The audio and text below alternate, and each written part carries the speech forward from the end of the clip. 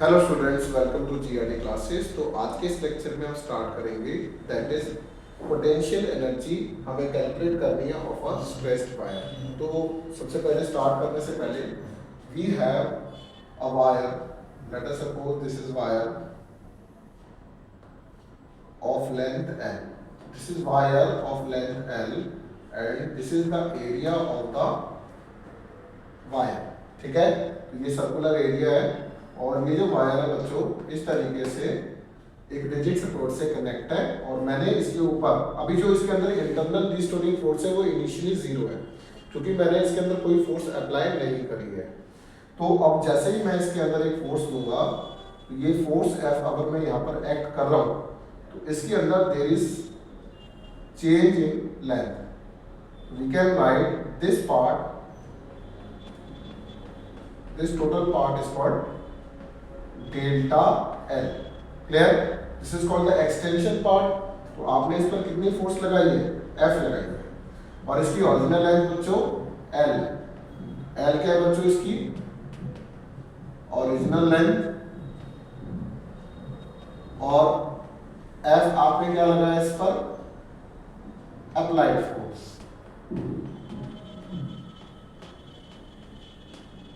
Initially जो internal restoring force थी वो इस बॉडी के अंदर, इस वायर के अंदर जीरो थी।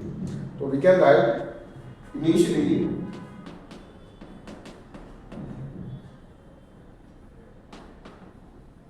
The internal restoring force, internal restoring force in wire is zero. Clear? अब जब आपने इसके अंदर फोर्स F अप्लाई करी है तो इसके अंदर एक एवरेज फोर्स डेवलप हो जाएगी। Now a force F is applied on the wire of length L, of length L। अगर L लेंथ की वायर पर अगर आपने फोर्स लगाई है तो एवरेज फोर्स कितनी होगी? वी कैन राइट जो एवरेज फोर्स होगी बच्चों वो F हो जाएगी which is equal to F average. 0 plus F divided by 2 कर देंगे तो you will get F by 2। Okay, तो आपने जिस टाइम इस पर फोर्स दी तो इसके अंदर कुछ वर्क डन हुआ है। तो work done on the wire, work done on the wire that is W। वो क्या होगा? फोर्स इनटू डिस्प्लेसमेंट होता है। ओके, अब यहां पर जो फोर्स है बच्चों वो एवरेज फोर्स है। कौन सी फोर्स है? एवरेज फोर्स है। तो वर्क डन जो हो जाएगा F एवरेज हो जाएगा मल्टीप्लाई बाय, अब डिस्प्लेसमेंट जो है वो दैट इज एक्सटेंशन है। We can write extension produced in wire. Okay, तो this is called displacement part. तो एवरेज फोर्स की जगह we can write F by 2 और एक्सटेंशन की जगह we can write delta L। ओके, अगर यहां तक क्लियर होता है तो ये आपका वर्क डन आ गया। अब मुझे इसके अंदर कुछ अपनी तरफ से यंग्स मॉडुलस को बनाने के लिए मैथमेटिकल पार्ट करना पड़ेगा। तो मैंने इसको multiply by volume, that is volume जो होता है बच्चों एरिया इनटू लेंथ होता है, और डिवाइडेड बाय वॉल्यूम कर दिया, that is area into length. Okay, and force upon area हम देख सकते हैं वो स्ट्रेस होता है और डेल्टा L बाय L जो होता है वो स्ट्रेन होता है। We can write that is 1 by 2 force upon area की जगह we can write stress, delta L upon L की जगह वी कैन राइट स्ट्रेन।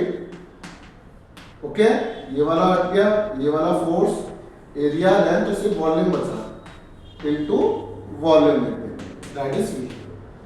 ये जो वर्क डन होगा ये वही वर्क डन होगा जो इलास्टिक पोटेंशियल एनर्जी की बराबर माना जाएगा। तो we can write this work done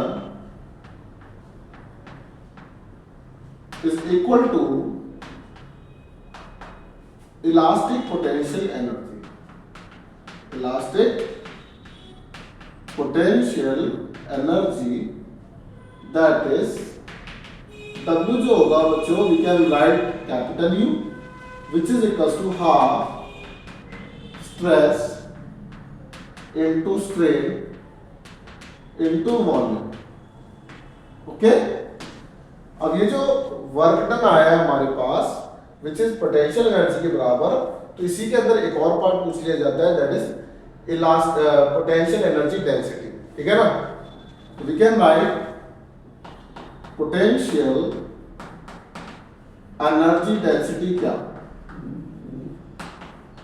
अब डेंसिटी जो होता है वो मास पर यूनिट वॉल्यूम में होता है। यहाँ पर एनर्जी डेंसिटी है तो यहाँ पर हो जाएगा पोटेंशियल एनर्जी, जिसको अभी हमने U लिखा है, बाय वॉल्यूम, और इसका सिंबल बच्चों स्मॉल u की बराबर होता है। क्लियर? तो अब ये वाली वैल्यू हम यहाँ पुट कर देंगे, जिससे वॉल्यूम से वॉल्यूम कैंसिल आउट हो जाएगा। Now we can write small u, this is energy density, potential energy density, तो half stress into strain into volume divided by volume, बच्चों वॉल्यूम से वॉल्यूम कैंसिल आउट हो जाएगा, हाफ स्ट्रेस इनटू स्ट्रेन।